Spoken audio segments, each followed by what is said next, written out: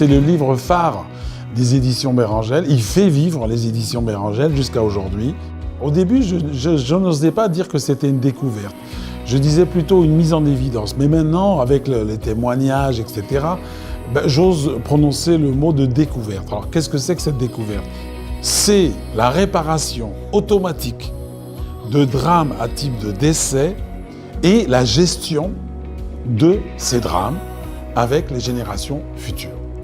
Il va y avoir une souffrance et cette souffrance va engendrer une réparation.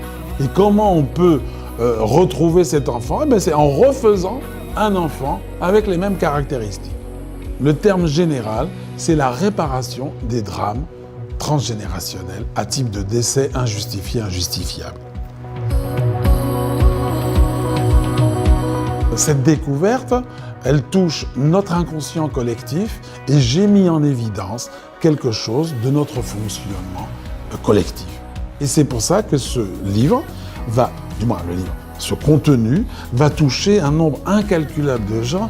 On arrive aujourd'hui à plus de 80 000 exemplaires en France, on est à 25 000, 30 000 en espagnol. Je dois écrire le tome 3 du gisant, et ça va être les témoignages. C'est naturel. C'est quelque chose qui est inscrit dans notre fonctionnement archaïque et psychologique. C'est un fonctionnement général et c'est pour ça qu'il touche beaucoup de monde et c'est pour ça qu'il a beaucoup de succès. Il y a un décès injustifié, injustifiable. Par exemple, il y a 3 générations. Et le drame, c'est qui? C'est une personne. Cette personne, il a un prénom, il a un nom, il a une date de naissance, il a une date de décès. Et ces caractéristiques vont servir de base pour refaire, entre guillemets, quelqu'un. Il y en a un qui décède, il a des caractéristiques et on va refaire le même. Le même, plus ou moins, je dirais, identique, mais quelquefois, je ne peux pas faire le même, mais par contre, je vais me marier avec quelqu'un qui a les caractéristiques du mort. Un syndrome, c'est plusieurs symptômes en même temps. Et donc, il y a plein de symptômes de tous ordres, et notamment donc, l'étude de l'arbre généalogique avec l'état civil, principalement. On part toujours d'un motif de consultation. On part toujours donc d'une problématique.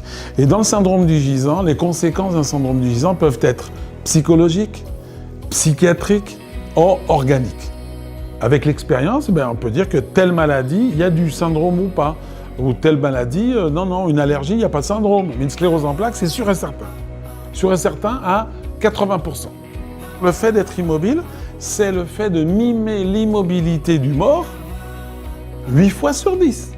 Depuis que j'ai trouvé cette clé pour la sclérose en plaques, il y a plus de guérison de sclérose en plaques. Et aujourd'hui, vous savez, j'ai 64 ans, je n'ai pas peur de dire que c'est des guérisons. Et quand vous voyez quelqu'un qui est en fauteuil roulant, et ensuite qui est en train de marcher avec des béquilles, et ensuite qui marche qu'avec une béquille, à la fin il jette la béquille, je peux dire qu'il y a eu quelque chose qui s'est passé. Je vois l'efficacité du syndrome du gisant dans un panel complètement très large de pathologies.